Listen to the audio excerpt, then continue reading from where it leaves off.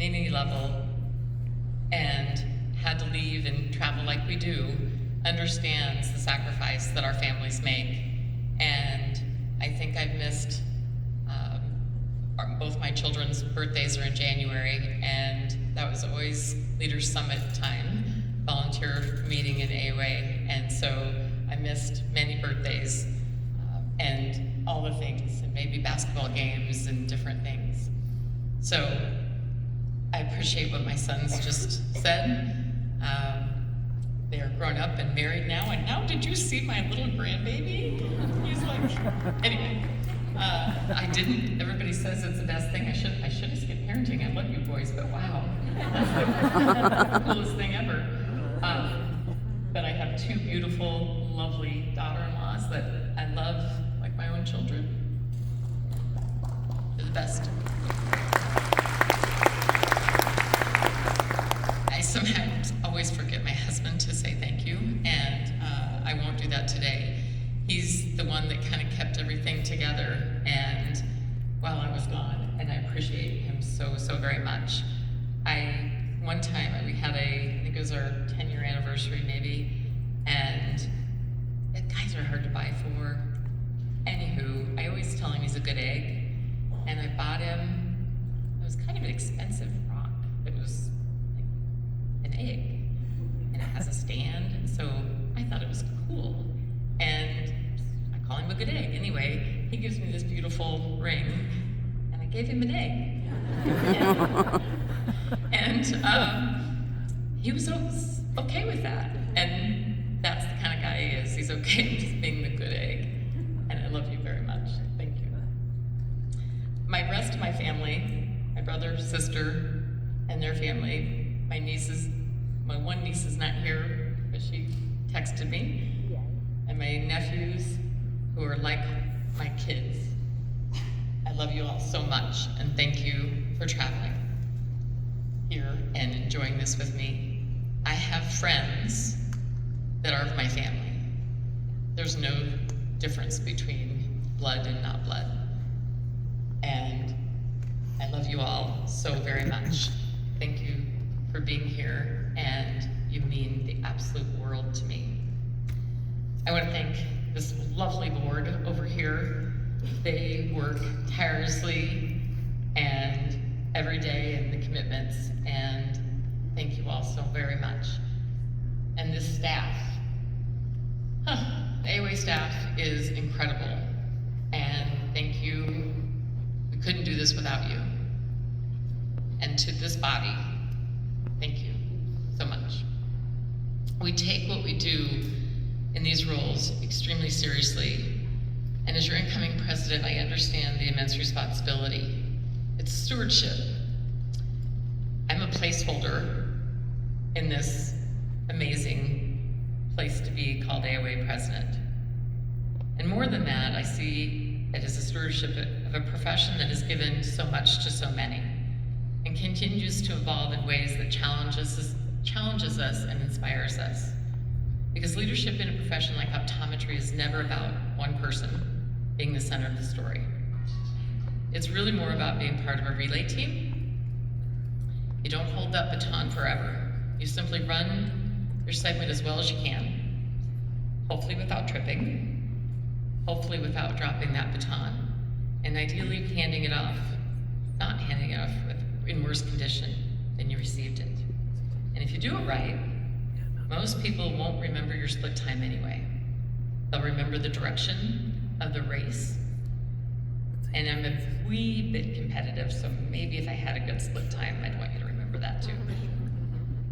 But what matters most today is not who carried the baton at all, and not whose name appears on the title, but whether we move the profession forward.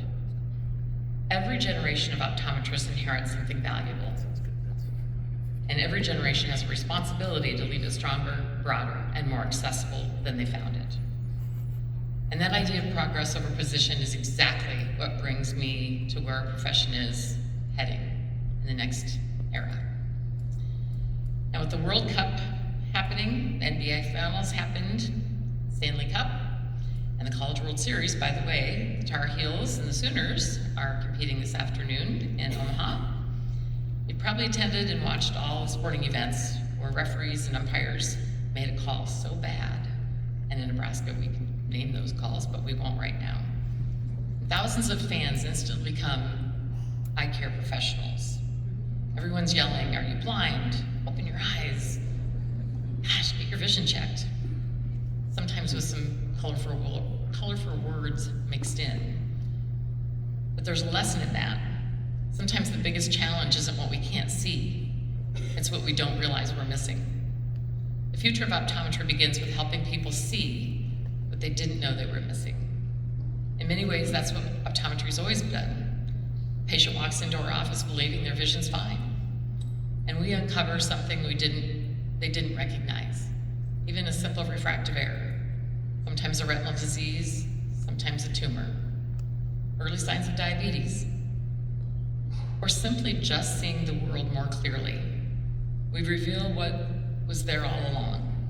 And perhaps our profession is being asked to do the same thing right now, to see opportunities in others we have not yet recognized. And sometimes it's hearing the quiet voices, not just the loud ones. We're living in a time of such rapid change. AI, new technologies are transforming the delivery of care. And while these advancements are exciting, we must also acknowledge something honest. Change is heavy. Even of those that are committed, of us that are committed to it, there are moments when systems evolve faster than comfort can follow. Moments when we wonder whether we are adapting quickly enough. And in those moments, I find myself returning to a simple truth. Growth is rather uncomfortable, but it's almost always necessary. Today we're standing in a remarkable crossroads. The world is spending more time staring at screens than ever before. In fact, many of you probably are doing that right now. Right? Children are developing myopia at an unprecedented rate. Populations are aging, some of us faster than others. See what I look like in a year. Chronic diseases like diabetes continue to increase, and patients expect healthcare to be faster, smarter, and more personalized. The challenges are real, but so are the opportunities. As Charles Darwin famously said, it's not the strongest of the species that survive, nor the most intelligent, but the ones most responsive to change. The future of optometry will be shaped by our willingness to evolve. None of the progress we celebrate today happens in isolation. It happens because thousands of optometrists chose to come together through this association. Membership is not simply a line on a renewal form. It's a commitment to advancing the profession, to protecting access to care and demanding fair reimbursement, to advocating for our patients and to supporting one another. When we work together, our collective voice becomes stronger than any individual voice could ever be. And as healthcare continues to evolve, that unity matters more than ever. Think about this. The windshield of a car is much larger than the rearview mirror. Why? Because where you're going is much more important than where you've been. That's not because the past is unimportant. The past has taught us who we are. The leaders who came before us built the foundation of who we are and how we stand here today. But leadership requires us to spend more time looking toward possibility more than toward nostalgia. The future deserves our attention, and there's never been more of an exciting time to imagine what optometry can become. We are moving from correcting sight to enhancing lives, from treating conditions to predicting them, from healthcare that reacts to healthcare then anticipates. And that future is incredibly bright. And as I begin this term, I do so with deep, deep gratitude. Gratitude for the trust you placed in me, gratitude for colleagues who challenge and inspire me, and gratitude for a profession that continues to evolve while remaining rooted in something deeply human. We are not defined by any single advancement or challenge. We are defined by our willingness to keep showing up for patients again and again. We're fortunate to serve in a field that matters this much.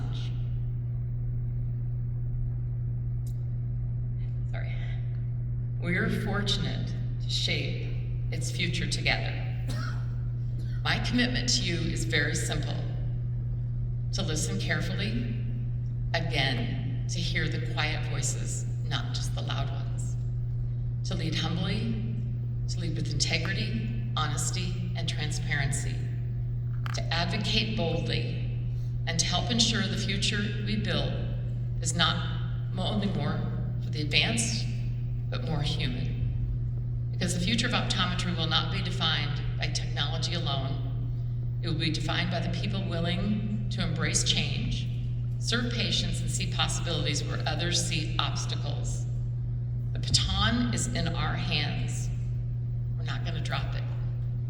The road ahead is wide, and together we have an extraordinary opportunity to help millions of people see the world and the future way more clearly. Thank you so much for your trust. Thank you for your partnership. And thank you for the absolute privilege to serve as your president.